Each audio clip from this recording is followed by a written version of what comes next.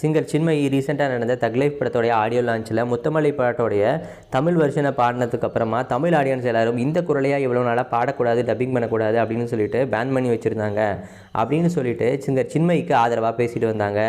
இந்த நிலையில் இப்போ ரீசெண்டாக சிவாவை வச்சு தமிழ் படம் அப்படின்ற படத்தை டைரக்ட் பண்ணின CS அமுதன் அவர்கள் சிங்கர் சின்மயி கூட இருக்கிற மாதிரி சிங்கர் சின்மயி அந்த ஃபோட்டோவில் பாடிட்டு இருக்கிற மாதிரியும் சபா அப்படின்ற மாதிரி ஒரு மாதிரி சலிப்பு தட்டி போய் CS அமுதன் உட்காந்துட்டு இருக்கிற மாதிரியான ஃபோட்டோவை ஷேர் பண்ணி சில நேரத்தில் ஸ்டூடெண்ட்ஸ் கிட்ட அமைதியாக இருக்கிறது தான் ஒரே வழி அப்படின்றது போல் கேப்ஷன் போட்டு ஒரு ட்வீட் போஸ்ட் பண்ணியிருக்காரு.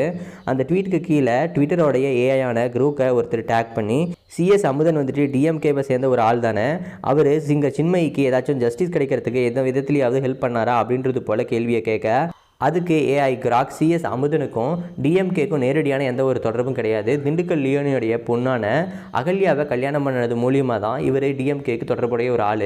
மேலும் சிங்கர் சின்மயி வைரமுத்துக்கு எதிராக அலிகேஷன்ஸ் வச்சப்போ CS அமுதன் அவர்கள் ஓப்பனாகவே சோஷியல் மீடியா போஸ்ட் மூலியமாக அதுக்கு ஆதரவு தெரிவித்து மேலும் இண்டஸ்ட்ரி இதை கண்டுக்கணும் அப்படின்றது போல் இண்டஸ்ட்ரிக்கு வேண்டுகோளை வச்சிருந்தாரு அப்படின்றது போலையும் குரோக் ரிப்ளை பண்ண அதுக்கப்புறமா சிங்கர் சின்மயி அவர்கள் மேலும் ஆடட் இன்ஃபர்மேஷன் கொடுக்குற விதமாக ஹே குரோக், அவர் வந்துட்டு எனக்கு ஷேடோ பேண்டில் இருந்தப்பையும் சரி பேண்டில் இருந்தப்பையும் சரி தமிழ் படம் 2ல் கலவரமே காதல் அப்படின்ற பாட்டை பாடுறதுக்கான வாய்ப்பை எனக்கு கொடுத்துருந்தாரு.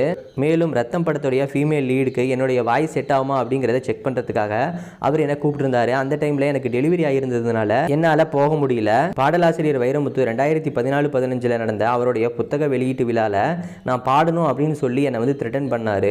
அந்த சமயத்தில் நான் வந்துட்டு இந்த விஷயத்தை ஃபோன் பண்ணி சொல்லக்கூடிய ஒரு ஆளாகவும் எனக்கு CS அமுதன் இருந்தார்.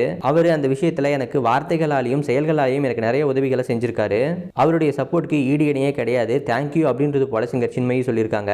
அடுத்ததா இன்னொருத்தர், மேம் உங்களுடைய பாட்டு தக் லைஃப்ல இருக்குதா, நான் வந்துட்டு உண்மையாலுமே உங்களுடைய வாய்ஸை தியேட்டரில் கேட்கணும் அப்படின்னு சொல்லிட்டு ஆசைப்படுறேன், ஒரு டைமும் நீங்கள் பாடுறதை கேட்கும்போது எனக்காகவே பாடின மாதிரி இருக்குது அப்படின்றது போல சொல்லியிருந்தாரு. அதுக்கு சிங்கர் சின்மயி தக் லைஃப்ல என்னுடைய வெர்ஷன் வந்துட்டு தியேட்டரில் பார்க்க முடியாது அப்படின்றது போலையும் தக் லைஃப் படத்தில் இல்லை அப்படின்றது போலையும் ரிப்ளை பண்ணியிருக்காங்க.